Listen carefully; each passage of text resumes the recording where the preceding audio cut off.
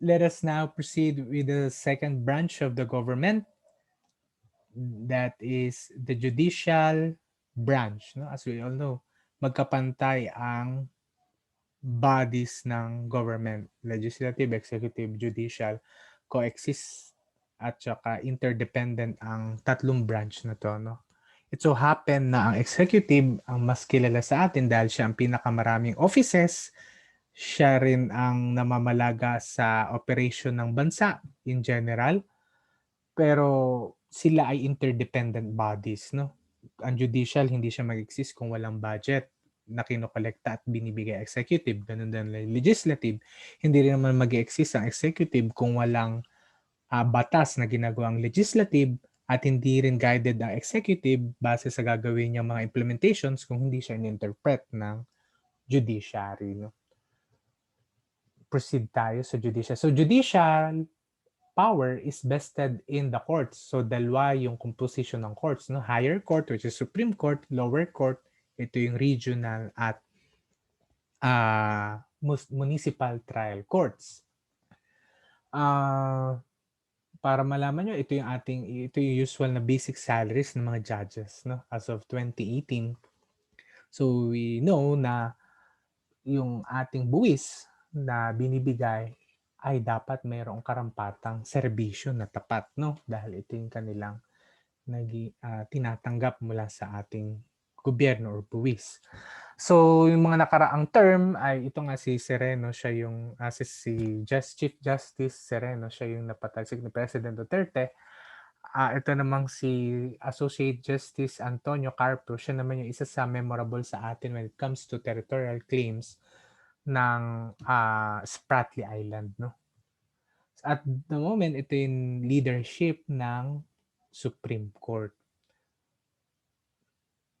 Supreme Court is spearheaded by one Chief Justice and 14 Associate Justices. So, mandatory ng 1987 Constitution na sila ay magsaserve hanggang 70 years of age. So, paano nagkakameron ng justices? It is appointed by the President upon the recommendation by the Judicial Bar Council. No? So, ito yung konseho ng mga lawyers kung saan sila yung naghahanda ng mga ino-nominate nila para i-appoint ni President. So, si President yung pipili ng magiging miyembro ng Supreme Court. So, tatlo lang naman yung requirements para ikaw ay makapasok sa Supreme Court. Una, naturally born Filipino citizen, at least 40 years of age, at 15 years judge sa lower courts, practicing law. So, in terms of school, mapapansin natin na siya dominated ng Ateneo to be followed by San Beda, UP, UST, and then down to Ateneo de Davao and San Carlos.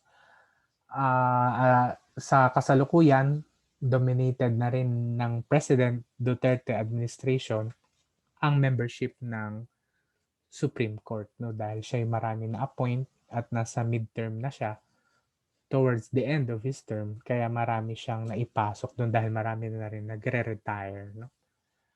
Si President Duterte, siya ay nakapasok na rin actually sa 3 branches of the government, no? As a lawyer, naging prosecutor siya sa Davao, and then pumasok siya sa executive bilang vice mayor and then mayor, and then pumasok siya sa legislative bilang representative or congressman, no?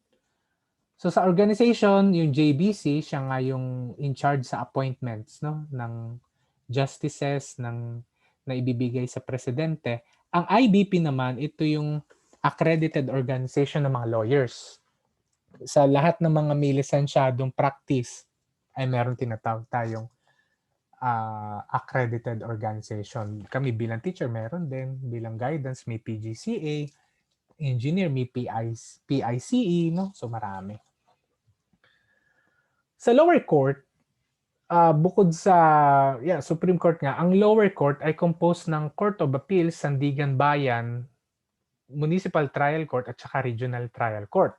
Ang Court of Appeals, dito umaapela ang mga dehado sa batas na dinesisyon ng judge, no? Para maribisa yung desisyon ng judge. So, paakyat siya, no? Kung di okay sa barangay, papasok sa bayan, and then pag sa bayan na pagkasundo, tapos na. Pero pag nag-contest ang isang panig, pwede nila akyat sa regional, and then itatry sa regional, isa-settle ng regional judge, no? And pag hindi na-settle, dadalhin nila sa Court of Appeals, pataas hanggang sa makaabot sa Supreme Court kapag hindi talaga nasa-settle yung problema. Ang Sandigan Bayan naman, ito yung nangangalaga sa ating kapakanan when it comes to graft and corruption, malpractices ng mga public officials and employees. So kapag merong criminal and civil cases when it comes to graft and corruption, Sandigan Bayan yung nagdedesisyon. Sa lower courts then, on the other side, ay composed siya ng 12 regional courts and then 959 court branches. So hindi pa kasama dun kung meron tayong municipalities na 1,488, meron ding maliliit na korte bawat bayan. No? Kung hindi man masyadong maliit pa yung bayan or low income yung bayan, so dalawang bayan yung sakop na isang municipal circuit trial court. Sa cities, kung meron tayong 146 cities, meron ding 146 courts na meron. No? And then sa region ay merong 17. Sa Muslim naman, dahil iba yung kanilang batas, meron tinatawag tayong Sharia District Courts at Sharia Circuit Courts. No? Pagka sa bayan ng BARM, no? Sharia Circuit Courts. Pag provincial or district or regional, Sharia District Courts. Bakit? Kasi iba nga ang batas ng Muslim sa Kristiyano. No?